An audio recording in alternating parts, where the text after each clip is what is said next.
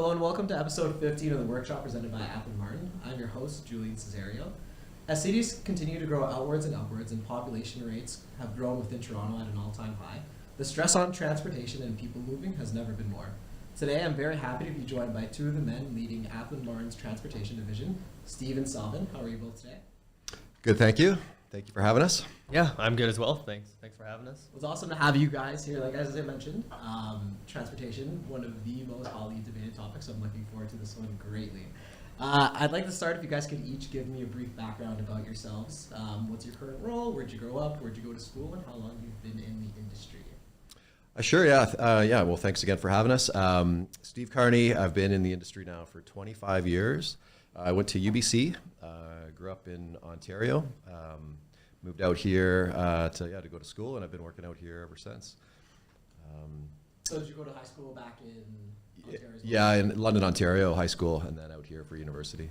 So you liked it. What was it that drew you out here to make you stay? To be honest, I think it was the the excitement of moving to a new city when you're young, and then also just the idea of doing some snowboarding and mountain biking and kayaking. I like the outdoors and the mountains, and so that was a big part of it. Hiking and just being outside. Being able to do everything. Very nice. Yeah. Saavin, yourself? Yeah, I'm Saavin. Thanks again for having me. I'm one of the new transportation engineers at Aplin Martin.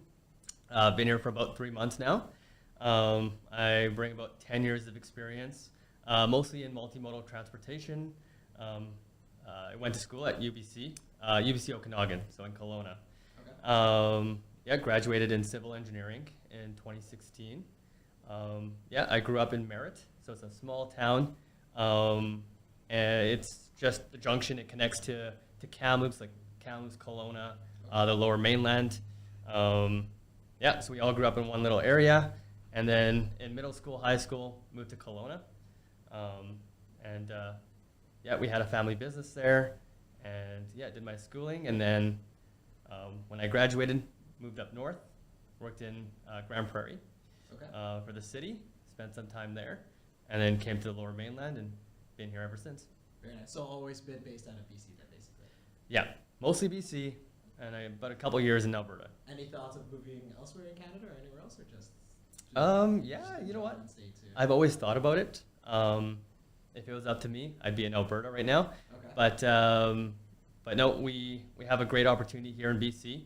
And before joining Aplin, I did try to go out on my own. Mm-hmm.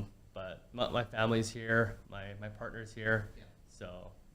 You have the roots laid, basically. Yeah, exactly. That's awesome. Yeah. So I want to talk about a bit about how you guys both got into engineering and then specifically transportation. So was there a driving force behind that? What was your interest, and how did you guys get to basically where you are today? Yeah, I think for me, it was just kind of a natural fit. My grandfather was an engineer. My father was an engineer. Both of my brothers are engineers, and I got two kids, two boys. They're both in high school, and they both want to go into engineering. So I think it's genetic, maybe. I'm not sure, but for me, I always liked sort of problem solving and math and physics, and I like design. I like drawing, and actually as a kid, I thought I might go into architecture, but just kind of gravitated towards engineering. Yeah. And then specifically traffic, kind of that.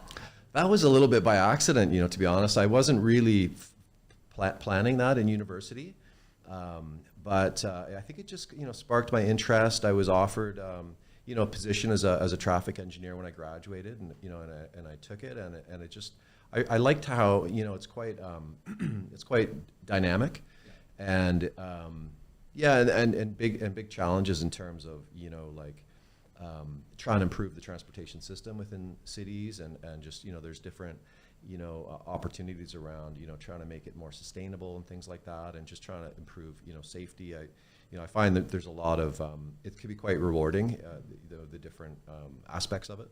So it's not something you actually grew up thinking of getting into. It's just it kind of fell into your lap. You're like, well, I guess we'll see what happens from here. Yeah, exactly. Yeah, it kind of fell into my lap. Wasn't really in high school, didn't think wasn't thinking that I would be a transportation engineer, but just kind of like I say, just kind of gravitated towards it. Very cool. Saavin, yourself? I would say there's many of us, before I talk about myself, but there's many of us in transportation where we never actually thought we would be in transportation. So yeah, like a lot of transportation engineers that we work with all have diverse backgrounds.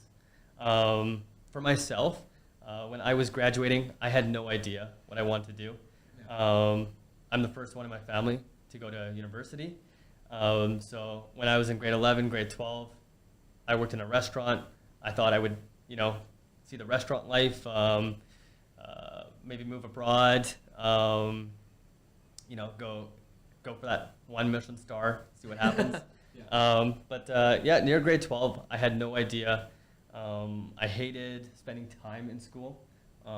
So I tried to find something, the least amount of investment that you have to do outside of school, I'll take that. So I wasn't going to go into biology or any of that. And I liked cars. I liked airplanes. So I thought, okay, if I go into engineering, I can go design, a Boeing and travel the world. And, that'll be great. Yeah. And after first year, I really didn't like mechanical engineering. So again, had no idea what I was going to do. But luckily, I had like a really good professor in transportation. I worked for him over the summer. And then ever since, just stuck with it. Oh, that's interesting. So Yeah. you started as one way of thinking for, okay, I do like modes of transportation, basically, but now you actually figure out how to move these different modes of transportation. Exactly. That's awesome. Yeah. So what brought both of you then to start the transportation division at Aplin?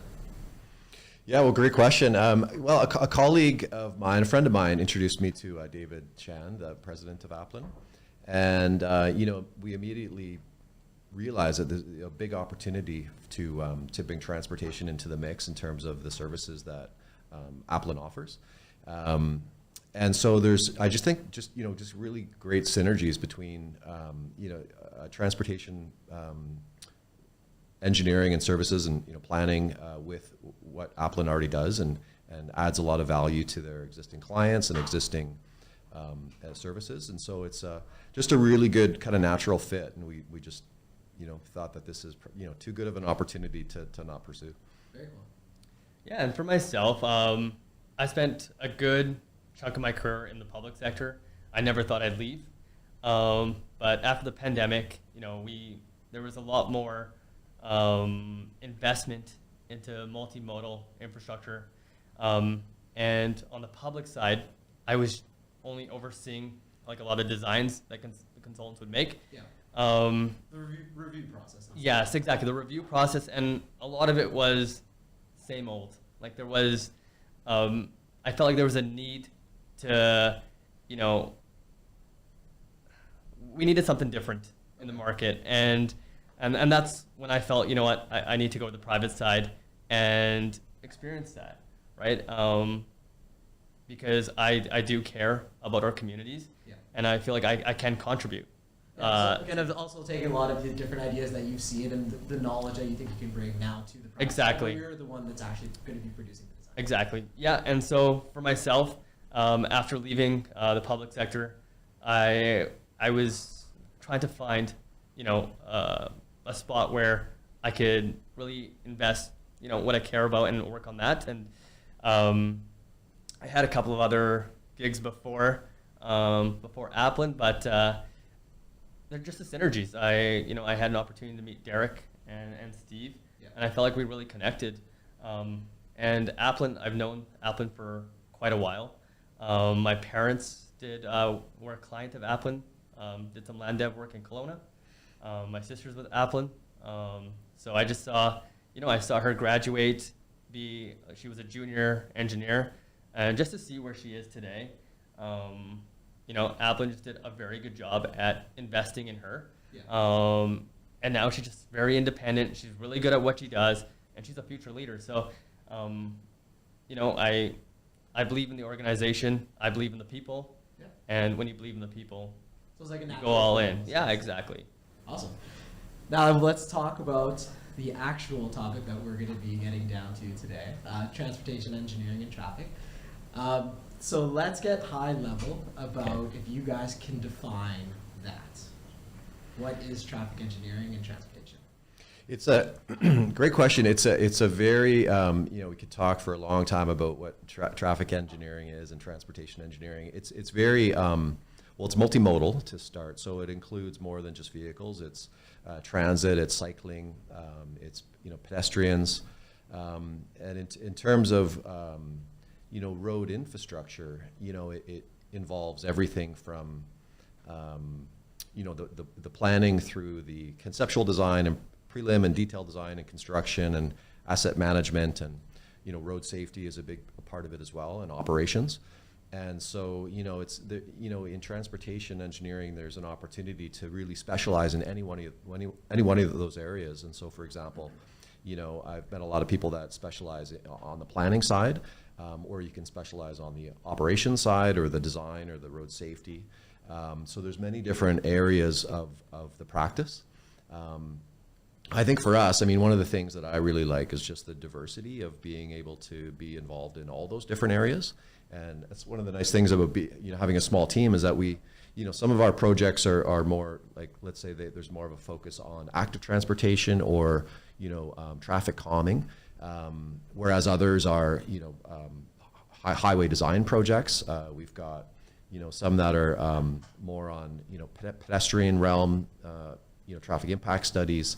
Like I say, a lot of the planning work we get involved in as well. So it's quite varied. It's quite varied. Like for us, or for me, transportation, what it means is like, when we're looking at it very, very high level, it's just, how can we move people? We wear multiple hats. So I work with architects and civil engineers, and we put together multiple proposals. And, on one of them, it may show me as like a traffic engineer. The next day, I may be putting another proposal together as a planner. And ultimately, there's, we oversee it all. Wherever we can support the movement of people, we will take on those tasks when it involves transportation. If that requires like traffic signal optimization, to support the movement of people and making sure our buses can operate on their set schedules, so people can meet. Like if they have to go to the dentist, or they have to go, pick up meals or go to the grocery store, they can rely on their buses. So, we do everything, and I think,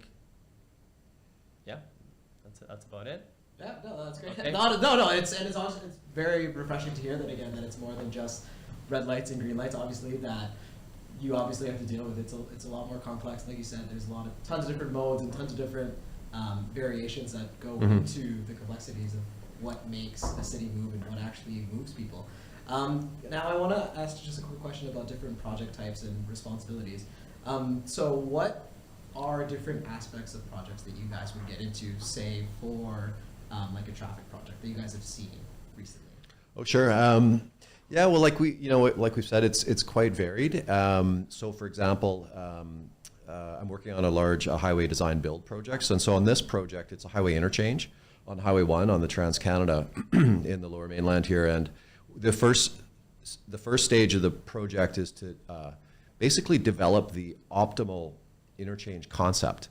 And so it's in terms of like where the ramps should be and where the structure should be and where the active transportation facility should be. And there's a few other aspects to it as well. Like there's a truck parking area, and there's some requirements for a developable area as well. So, but it's quite multidisciplinary.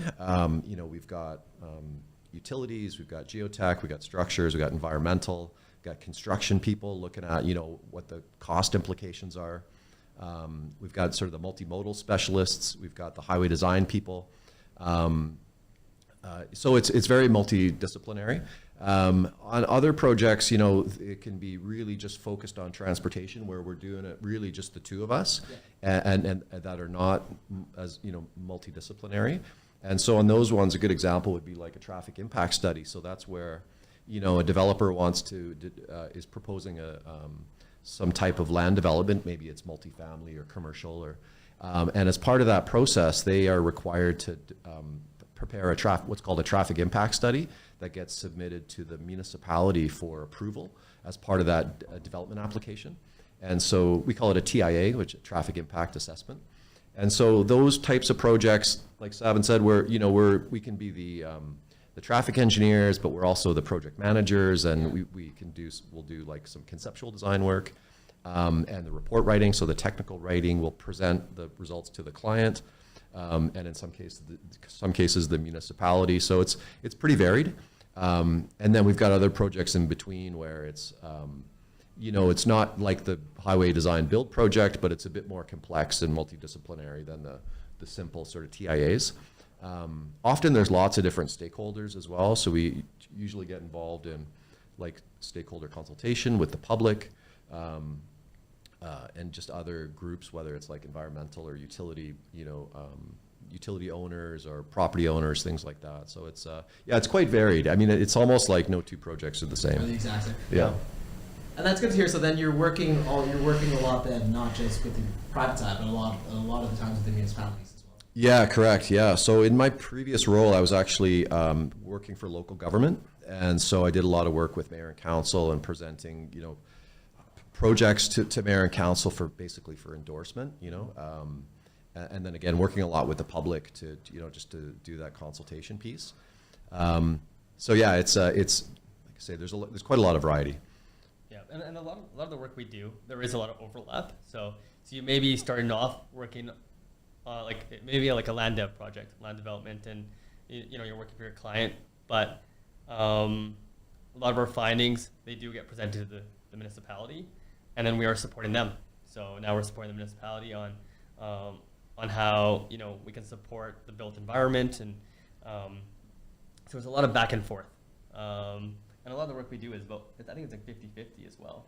Mm-hmm. But yeah, each project, we have a little bit of that overlap where we're looking out for the best interest of the local government, of the government entity, but also looking out for our client and just trying to find that middle ground.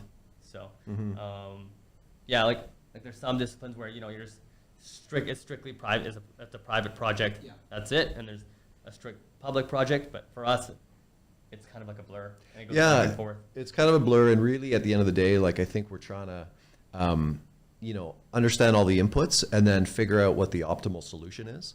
Mm-hmm. And typically that's in the context of a design solution, right? Okay. But not always. Like there can be other things that we like transportation demand management strategies, for example. It's an area where instead of it's not a design solution, it's not like a geometric design that you would go and build, but it could be something that we recommend that helps to like alleviate some of the traffic pressures, right? Yeah. It's super So you varied. touch a lot, exactly. It's not just one certain type of project that's continuous. There are a lot of different things that come up every single day with it. Yeah, and we're often wearing, depending on the day of the week, we're wearing a different hat. So it's lots of hour of the day. Yeah, lots of variety. We jump from being a planner to a data analyst to a designer to a road safety auditor within an hour. So it's good that way. Well, now I'll ask this question coming as a pedestrian or as a public road user, sidewalk user, bike user. What factors do you look at the most to improve existing infrastructure? And that's coming from Toronto, where the highways and the streets and the bike lanes, I'm sure you guys probably get the news about it here out in Vancouver as well, as how we're I don't know if we're the worst, but probably in Canada, some people say the world. But what factors do you look at the most when improving existing infrastructure? Great question. I think, one of the first things we look at are, what are the opportunities? What are the land uses? So that's maybe an input that we would look at. But what are the opportunities and what are the constraints? And an obvious constraint would be, let's say, property. And so we're often, the challenge is we're trying to accommodate a lot of people moving within a fairly narrow right-of-way. So the right-of-way is the property that let's say the municipality owns along a roadway. And so, depending on where you are, like if you're in a downtown area, like here, downtown Vancouver, or if you're downtown Toronto or any major city, there's a lot of research that, supports the idea that mass transit really is the way to most efficiently move the most number of people, right? And so I think the industry is, mean, there's challenges with it, particularly in terms of funding, but I think the industry is really embracing that, and the profession, in terms of, that's where we need to get to. Yeah. Because we're just, it's, the continual road widening is in most cases not feasible. The right of way is not there. Now, through redevelopment, there's an opportunity for municipalities to get more right of way through what we call dedication. Yep. But it's typically pretty limited, and it's also a really long-term process, because you need all those parcels to redevelop, and so it's not a quick win. I've been involved in some projects where, like, what can be a quick win is, let's say, converting a lane of parking to a bus lane, for example. So that's a solution where, you don't require additional right of way. It's pretty cost effective, and it's very effective at moving. And you're already using existing infrastructure that's already in place. Yeah. You're just transferring, I guess. Yeah, that's right. And you could do the same thing with, adding bike lanes or providing wider sidewalks. So it depends on the needs. But yeah, just as an example of, the kind of decisions that we get involved in.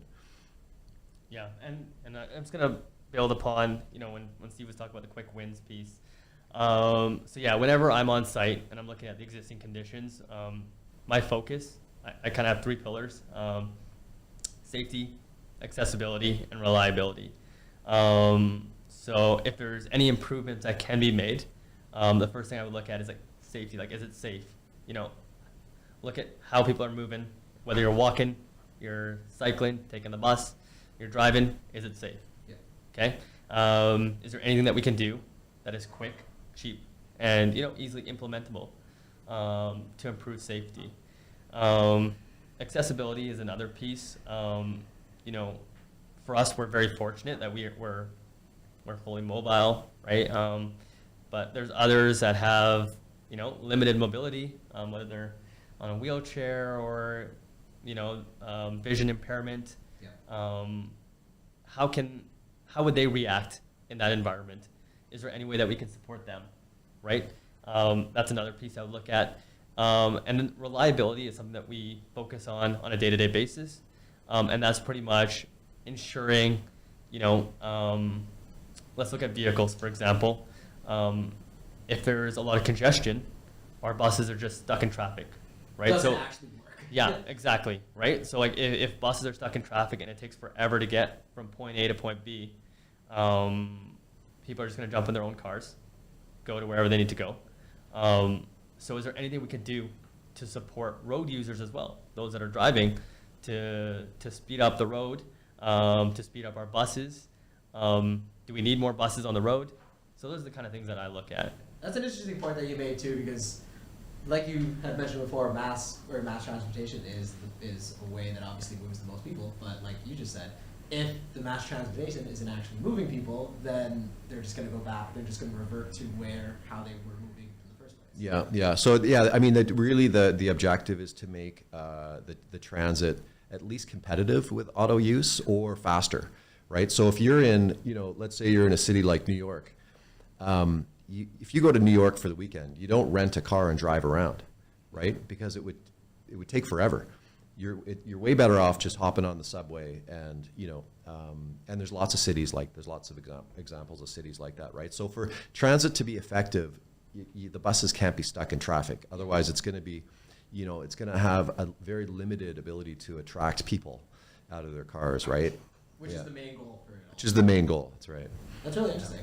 Those are the answers that you guys have brought forward. Again, not that you were able to make an argument for one and then make an argument for the other one, but that last point there, that it actually has to improve the original use for the roads in the first place. Yeah, and I'll just add to that, so to take that, to achieve that, one thing we look for is opportunities for what we call transit priority, and so that can either be in the form of, let's say, a bus lane, or if you've got limited space, and say you want to provide some parking because you've got, let's say you've got a lot of retail and the business association wants some parking, well then what we can do then is we can have what we call queue jumpers, and we can use transit signal priority to allow the buses to basically jump the queue right? And then that way, so there's ways we can kind of finesse the solution, right? Depending on what the constraints and opportunities and requirements are. And then the other point I would make too is that, like, you know, you could swap out the bus for cycling, and you could say, you know, in the case of the bus, you know, you want to make that bus competitive in terms of travel times. In the case of cycling, it's more about safety and user comfort, and just and making people feel as though, like, you know, riding their bike from A to B is a safe alternative to driving, right? Yeah. So that's where, you know, the industry is moving towards, you know, protected and separated cycling facilities, right? And no longer, like, what's common is you just see like the bike stencil in the middle of the travel lane, right? Yeah. Which is, you know, it was called a shared lane, but it doesn't, you know, it doesn't make cyclists feel very comfortable, especially on high volume truck routes with, you know, large vehicles, right? So depending on what, you know, you're trying to achieve, whether it's the cycling piece or the transit piece, those are some of the things that we think about. Yeah, that's interesting that, like, there are a lot of there's so many different solutions that you guys look for, and you're obviously all the time obviously trying to optimize whatever the city use or the use for that piece of road. Yeah, and just one more little detail on that too, just in terms of, like, just thinking about the public consultation and, like, acceptance piece. I've been involved in projects where we pull out quite a bit of parking for bike lanes, but because there's a need to retain some parking, what we've done is built, like, what we call parking pockets, and then we have the bike lane basically go behind the parking, and that way it's kind of a good compromise in the sense of, you know, you're providing that continuous separated cycling facility that's protected and people feel safe, but you can also provide some parking as well, right? There's just like a cost implication to that. Okay, that's cool. Now, I want to talk about if you were to do a blank slate. So you have a blank slate city center. We just talked about, obviously, the existing infrastructure to improve. What are the factors and how would you guys go about, and what are certain things that you would like to implement if you were looking at a blank slate, say community, city building, somewhere more remote where you guys do have that space? What are certain things that you guys look at when putting these into design? Well, that's a great question. I think, you know, probably every transportation engineer would love the opportunity to work with a blank slate, right? Because both of your faces. Yeah, it's kind of the dream, you know, because typically we got, you know, a pretty narrow right of way and all these competing interests, right, and constraints. I think, you know, it makes me think of Barcelona, to be honest. Your question, Barcelona is an amazing city, and, you know, I would love to be, and there's other cities in Europe like that too. You know, I'm thinking of like Paris and Milan and Rome and London. And a lot of these cities, they really, especially Paris and Rome, for example, well, and Barcelona too, they really embrace the idea of the public realm, like a pedestrianized space. And so there's so many roads in those cities where, and town squares where, you know, they're basically car free, right? And you do have this sort of surrounding, you know, infrastructure for cars, but you've got this, you know, an amazing amount of dedicated pedestrian space, and so, you know, in some of those cities, you know, you've just the opportunity for like outdoor cafes and dining and things like that is really amazing, right? It really adds to the culture and makes the cities like super vibrant. And then they're also, you know, I think that the way that can work is by having like a really like a well-developed network of rapid transit, typically rail-based, you know, so it's high-capacity rapid transit. Subways, whether they're above. Subways, yeah. And they, in Barcelona, they've got, you know, the BRT, the bus rapid transit. They've got LRT, which is light rail transit. They've also got like the subway, which is a heavier rail transit underground. And they've got, you know, lots of cycling infrastructure as well. So it's a really like, you know, it's really provides the needs for all those different modes. The other big piece of the answer too is just the land use planning. Like, you know, people often say like the best transportation plan is a good land use plan, and it's so true because, you know, if you look at a lot of cities that were, let's say, built in the 50s and 60s in North America, you gotta have that suburban concept where it's low density, you know, residential, right? Single family residential for, you know, miles and miles and miles, right? Yeah. And then you have sort of your downtown core where it's all office buildings. And as a result, almost every city is just, the traffic's terrible, right? Especially if you got lots of bridges like Vancouver. But if you adopt a more mixed use approach, you don't concentrate all the employment in one area and then the population Because then you get too many people going in. yeah. Too many people going out. So actually Vancouver's done a really good job of populating the downtown core. And now, I'm not sure what the stat is, but it's a really high percentage of people that live downtown Vancouver can walk to work, as an example, right? So you don't have people, driving in from all the surrounding suburbs as much as you would if you didn't have that downtown population. Yeah, no, that's a good point. Yeah. I have a little bit of a different view when it comes to that. For me, I'm a big fan of like complete networks. So what I mean by that is, accommodating all modes. So in the last couple of years, we've heard a lot about complete streets. We were talking about this a little bit earlier about, trying to make sure all modes can be accommodated on one certain corridor. My view differs from that a little bit.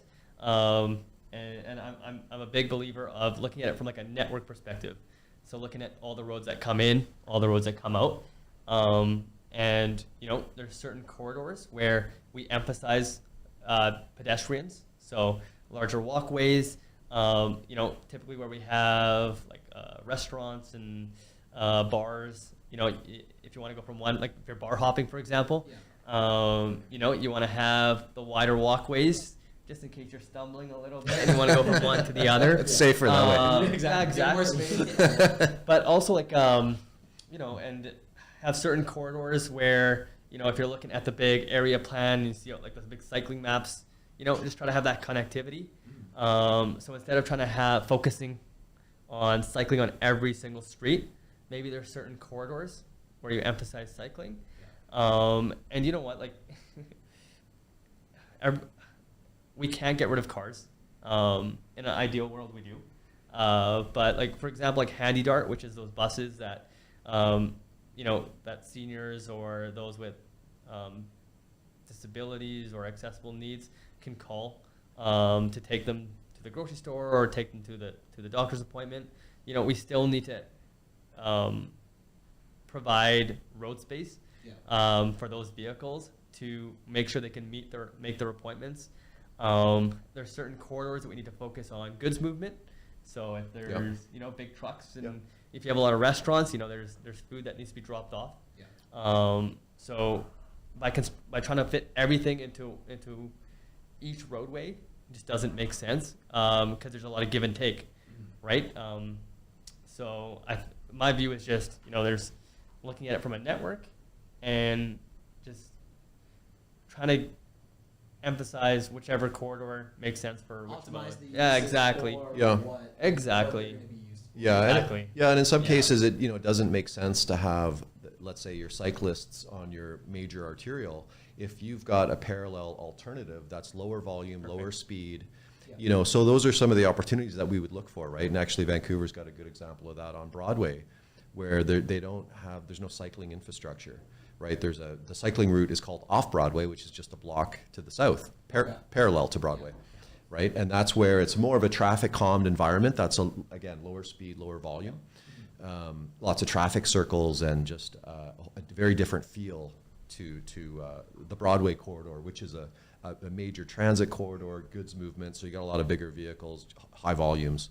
So it's looking for those opportunities. I think in a lot of cases we do look for like the complete streets where you are trying to do that, but in some cases it doesn't always make sense. Yeah, you're trying to, again, like Saavin was saying earlier, where things are to be optimized, like you said, for food movement or for residential movement. That's what you're trying to make sense for the roads. Yeah, and again, you're always working within that right of way, constraint that you've got, right? So, Steve, at the beginning of your answer, you brought up a bunch of different cities that I thought were interesting in terms of like where you had an inspiration for and things you would bring into if you were to do it as, say, a blank slate, quote unquote. Have you been able to actually implement any of these different ideas, or have you taken certain, like you said, it's big, large city squares, have you been able to take any of this inspiration and apply it to some of the designs you guys have done here? Yeah, I have. Yeah. During the pandemic, there was a big move by a lot of municipalities really around the world to increase the amount of space available for pedestrians, right? For that, remember the social distancing and all that stuff. So at that time, I was working at the District of North Vancouver, managing the transportation group. And there's an area in North Vancouver called Deep Cove, which is really, really popular.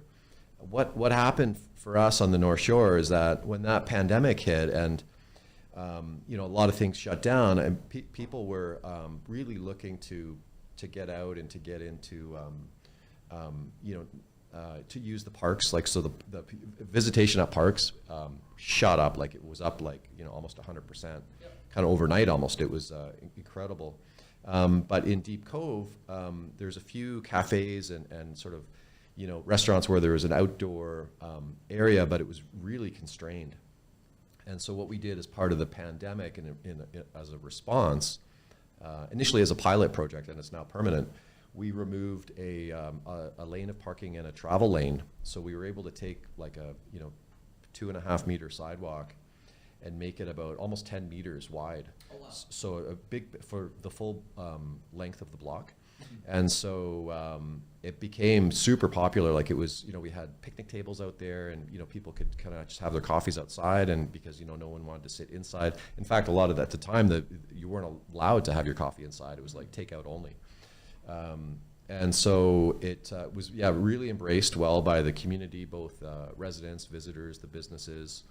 And a couple of years later, I think it was in 2023, North Van secured a senior government grant to make it permanent, and so it's still in place today. Yeah, and it was a project I was really proud of because it recently had been to Barcelona, and I was thinking we need to do more of this in North Vancouver. Yeah. Just to increase that, the amount of space that people can use, we call it the public realm space. Yeah, don't confine them just to like inside or even just a couple of tables that they're able to do on their own smaller property. Yeah. Saavin, yourself, is there anything else you've taken from inspiration from, say, somewhere you visited or something you've seen like around the world that you'd like to try to implement kind of in, I guess, your work here as well? Yeah, I've taken a lot of inspiration from, like, I've been very fortunate as well to travel all over. And I've been in awe quite a bit. Steve mentioned a lot of the European examples. For myself, like, I've just been really inspired by Asia. And I have a friend who's Indonesian, and they asked me, why are you inspired by Indonesian transportation? Like, we have very narrow sidewalks. Our roads are not, they're nothing like Europe or anything. But for myself, I was just in awe of how much they can fit in the roadway, in the cross section. It's just amazing, like the amount of modes. There's so many different modes of transportation. You could be walking, cycling, on a scooter, taking a tuk-tuk, a bus. And then, for us at home, you're either just walking or you're walking your pet. But in Asia, you have humans, you have wild chickens, you have cows, you have, and they make it work. They make it work. So I'm just always in awe when I'm there. To maximize basically the amount of space. Yeah. And grateful that I'm not a traffic engineer in those areas, because I just wouldn't know how to model that. Like, how do you model? I don't know how you're adding the chicken. I don't know how you're adding the chicken. I don't know. That'd be tough. Yeah, it'd be tough. Just in awe. Just amazed by that. But the one envy that I do have is the high-speed rail. When I did some schooling in Belgium, so it's we're kind of like a master's program or this study abroad, and on the weekends I would just jump on the train. I'm in Belgium. The next day I'm in Berlin. The day after that I'm in Frankfurt. It's just really cool to have that, and we just don't have that here at home. And for us, like a weekend trip would maybe be like Whistler or Kelowna or Victoria, or for you guys, maybe just like the suburbs. You can't If we really make it travel. up, yeah, we make it up there. Yeah, exactly. So would love to see that here. Recently, we got some investment locally for the Cascadia line. So going from Portland to Vancouver. So that's pretty cool. Yeah. And then there's also some investment in Ontario, going from Quebec City, I believe, to Toronto as well. So high-speed rail is coming to North America, or I guess Canada.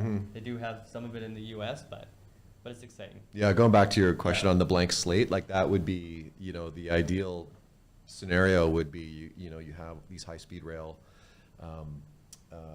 modes between cities, right, between major cities. That are able to just stretch. Yeah. countrywide, basically. Yeah. Yeah. It would, I think it would be end up being very cost effective when you compare it to the cost of, 6-lane highways, not to mention all the winter operation requirements, right, for snow removal and everything else. So it's something I hope we're moving towards. Yeah. So now, talking about all these different modes of transportation, and obviously people, like you, I can't remember, one of you mentioned before that transportation is probably one of, if not the biggest things on people's minds when they wake up. How long is it going to take me to get to work? How long is it take me to get back? I got to run to the grocery store. That's an extra 30 minutes. Do you guys feel a sense of extra pressure, and then part two, and or pride in your work that you guys are able to do day to day? Yeah, great question. I would agree. It's for many years it was based on my experience in local government. It was the number one issue. I would say maybe in the last couple of years, the housing file has surpassed transportation in terms of the number one issue. And then I think more recently it's probably the economy. But having said that, we're probably still top three. It is something that there's definitely a lot of pressure on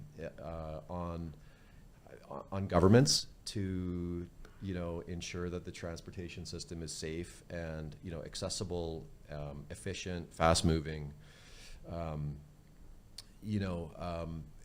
it is a challenge, right? It's a huge challenge. The cost associated with if you need to widen a bridge, for example, these projects are multi-billions of dollars, right? And so it's not something that I think people have realized now. It's not something we're going to be able to build our way out of. Again, coming back to the right-of-way constraints, in many cases it's just simply not possible, right? Yeah. Even if you had the money, you don't have the land, and so this is where I think a lot of people in our industry are really pushing towards. The idea of the mixed use development, right, to alleviate the pressure on the system.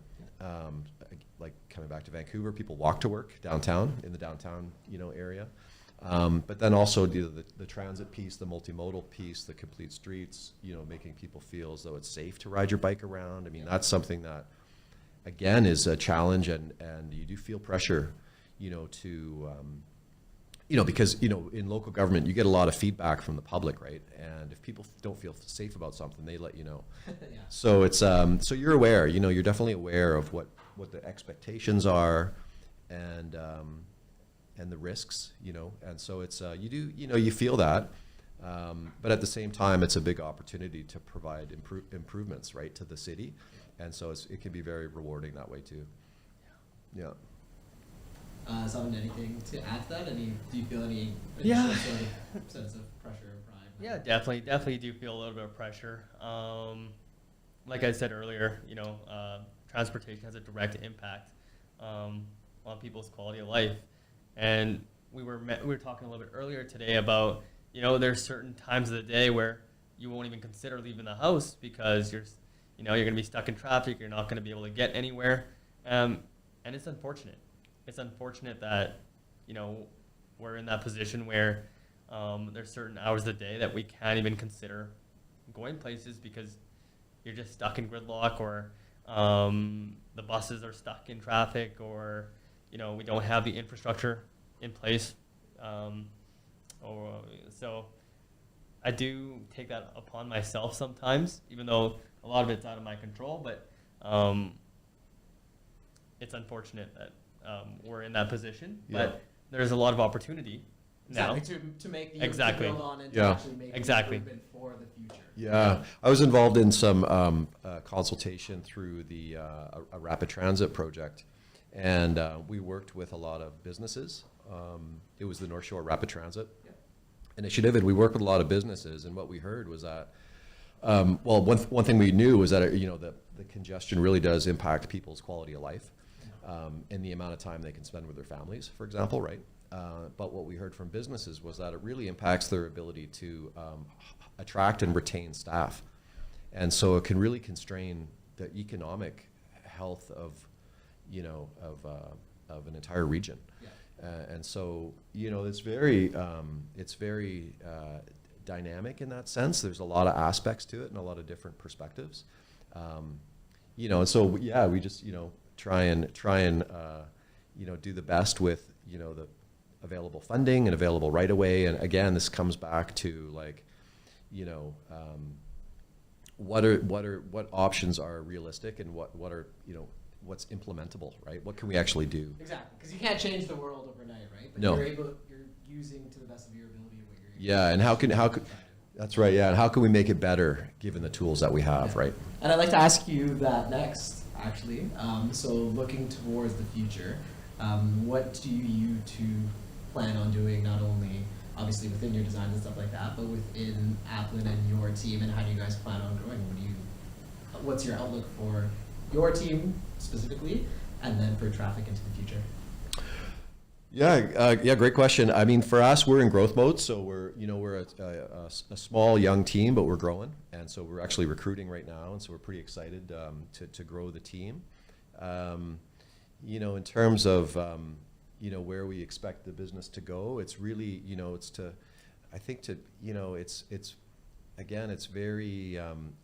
it's very diverse, and so we've got a lot of clients on the private side, but then also on the public side. So we have a group called the Capital Works Group, and the majority of their clients, almost all their clients, are public sector clients. And so for us, it's really supporting that. And so now with transportation, we can do a lot of the planning and conceptual design work that is required upfront before you get into the detailed design work. And so that's really exciting, and that's personally the kind of stuff that I like. A lot of the it's a bit more of the problem solving piece, and which is the planning. Like the planning is a lot of problem solving, and trying to optimize that design concept, right? But we also do a lot of work on the private sector side, so it's really helping our clients, and this ties into the housing piece. So it's quite, it's an initiative that I think the region supports and the country supports, and that's to provide more housing, right? And so the work that we do, we can support those projects and support our clients and our land development team in in helping those projects kind of get over the finish line, right? And then on the other stuff, it's a lot of the like we talked about, the multimodal stuff and the road safety. I'd like to pursue those areas, but we're really I think with the within Aplin, given the existing services that we have that are currently offered with Aplin, transportation really fits in really well in terms of synergies and being able to support the other groups. And so it's really just kind of like building those synergies and using that opportunity to help the entire company. Yeah, I agree with you on that. And for myself, like the long-term vision for Aplin Martin Transportation is, I want us to be known for people first planning, putting people first, and being innovators. A lot of the designs that we see nowadays are, I just feel like we can push the boundary a little bit, and I want us to be known for that. And it's the reason I left the public sector to come to Aplin Martin, to join the private side. I'm just gonna talk about a little story that that stuck with me. So while I was at TransLink, we did a lot of investment into multimodal transportation, and we've had a lot of opportunities to hear from the public on their concerns. And at that time, I was about 6-7 years into my career, and I had this one lady tell me her experience taking the bus and taking the train every day. She was partially visually impaired, and she brought up some points that I never thought about, right? Like for us, we're very fortunate to be fully mobile, but every day for her is a struggle. And a lot of the designs that we have in place, we feel are inclusive or are equitable. But in reality, it may be inclusive for many, but not for all, right? So I want us to be known to be a group that, brings in everyone, hears everyone's concerns, and put forward designs that are inclusive and have at least heard everyone's concerns and their daily struggles, and just take that into account. So like when we put proposals together, we dedicate or we invest into ensuring that we bring stakeholders in, specialists that focus on accessibility, to just make sure that the designs that we recommend and put forward are truly accessible for all users. So that is my vision for the future, and I think we'll get there. Yeah. And we'll see a lot of the other engineering transportation firms follow suit, because it's important, and we're seeing a lot of that nowadays. Yeah, it's a growing need too, with like the with the aging demographic. So it becomes more apparent that it's a need, right? And so we look for those opportunities. The other thing I would add too is I think what's unique with Aplin is that a lot of our designers have construction experience, and so I think that really helps our team develop designs that are constructible and cost effective, right? And so that's one thing that we always look for to add value, and and it can come in different ways, but it's something that we continuously look for as the designs develop. So it's kind of that bit of a we talked about like a bit of a blurred line between some of the whether it's the planning or the traffic or the design work. And I think a lot of that's sort of intentional in the sense of like you get value from bringing in these different perspectives, right? And constructability is one of those. Exactly. And again, I like that answer that he said, that he didn't just brush off that, she might just be having trouble, but you actually took it and used it as like an inspiration that you're going to be able to add into your future designs. Like you said, an aging demographic, that's going to be a larger bubble of people that are now going to be needing these things that weren't originally accounted for maybe 5, 10, 15 years ago, that are going to have to change in the next 5, 10, 15 years. Yeah, absolutely. Good point. Yeah. So I guess I want to ask now, with you two being, I guess, the start of the transportation team, what type of knowledge and advice do you think that you have gained previously that will make you successful into the future?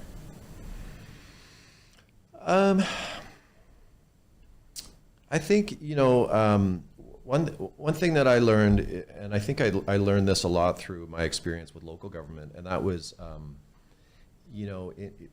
think it's really important to recognize your audience, right? And so I remember my first presentation to mayor and council, and I was presenting actually an interchange concept, and I was talking in kind of technical language, and I remember one of the councilors just telling me to stop and basically translate what you're saying into something that we can understand, and so that really stuck with me. And so I I think it's important to recognize the audience and to be able to because even within the engineering teams that we form for these bigger projects, we'll often be speaking with professionals that are not transportation people. So. We could be talking to a bridge engineer or a structures engineer or an environmental or archaeology or, all these different, project managers. It's even at that, at that point, it's still important to be able to communicate clearly and to use like non-technical language. Yeah. And the other thing I would say too is that like with presentations, I try to use a lot of graphics and imagery and not have it scripted and just trying for it to be natural, right? I know that with mayor and council, it's often like the questions can be quite random, so I always, I always felt that it was not, possible to like over prepare for these things, because the more information you have, the better. You never know what what you're going to be asked. Yeah. But then on the flip side, like if you're asked something that you're not sure of the answer, it's okay to say I don't know, but I can find out and I'll get back to you. So I think that's something that's important to be able to say that. And I think that helps to build trust, with who you're speaking with, whether it's counsel or whether it's the public or whoever it might be, a client, to be able to say, hey, great question, not sure, but I can get back to you. Yeah, and for myself, I would say, to be successful in this role, is really just being dynamic. So like Steve and I, we have a lot of experience, diverse experience, and it's just being open-minded. There's going to be a lot of opportunities that are coming our way internally, or pursuits that we may have, and it's just been very open-minded. We have the skills between the two of us, and we look forward to sharing that with our growing team. But just being very open-minded, because there's, like for myself, I just looking back at my career trajectory. I started as a traffic engineer. Thought I would just stay in traffic, and just took a leap of faith, and moved over to planning, multimodal planning, and absolutely loved it. So it's just being very open-minded. Whatever comes your way, just going for it and see where it takes you. Well, that's awesome to hear that. Again, like you guys have all these different experiences like throughout your career so far, and all the different roles that you guys have done. I'll end it off with this last question here. What would be your welcome to transportation engineering moment, or what would be the biggest learning lesson that you guys have had in your career that you will never forget, that piece that's happened to you, and then the lesson you learned and what you tell people that are going to be joining your team in the future? Yeah, great question. I mean, I would say that it's you never stop learning in this role, and I think that's probably fair to say that for different roles as well, outside of transportation. But I think for me, it's been, and I've been in the industry now for 25 years. It's you never stop learning. It's a continual thing. And so when we speak with young EITs and young staff, I think I almost feel as though like they feel as like they got a lot of learning to do in the next couple of years and then they'll be set. But that's really not the case. Like you just continue to learn throughout your entire career. And we all teach each other too. It's like, I learned stuff from people that graduated last year, right? Like it's so I think embracing that that exchange of knowledge is really important in terms of like professional development. And so I think just being open to different ideas. I think creativity is a big part of what we do that probably gets a bit overlooked, right? Because there's aspects of it that are not very creative, but there's definitely the opportunity for creative problem solving and innovation, which really appeals to me. But I would say just embrace learning and just be open to new ideas. Yeah, and for me, it'd be just follow your gut, be confident in yourself, and just go for it. Don't doubt yourself. Just go for it. If you make a mistake, that's okay. And I wish, looking back, I wish someone had told me that. Not to doubt myself. Don't worry about making a mistake, and eating myself up for it. That's okay. Make the mistake and just learn from it, right? Because then next time, when you get in that when you get in that same situation or something similar, you'll know how to, you'll think of multiple different ways of, because you'll always look back and like, I could have done that or I could have done this. Exactly. You won't know without actually trying. Exactly. Just our team is growing. We're going to have some junior staff, and I look forward to telling them that. You have the foundation. You're brilliant. You graduated from an engineering program. You have the skills to make good judgment calls. Go for it. Yeah. And if it doesn't work out, we'll get through it together, and we'll make it work at the end of the day. So that would be my point. Awesome. Well, you guys are definitely passionate, and I've learned a lot from what you guys. I didn't even know what multimodal was before this, so I can definitely say I learned a lot, and I hope my listeners did too. That's all we got for today. I'd like to thank Steve and Saavin again for joining us and sharing all of your experience and stories and your knowledge, and to our listeners as well of the workshop. And have a great day, everyone. Thank you. Thanks for having us, Julian.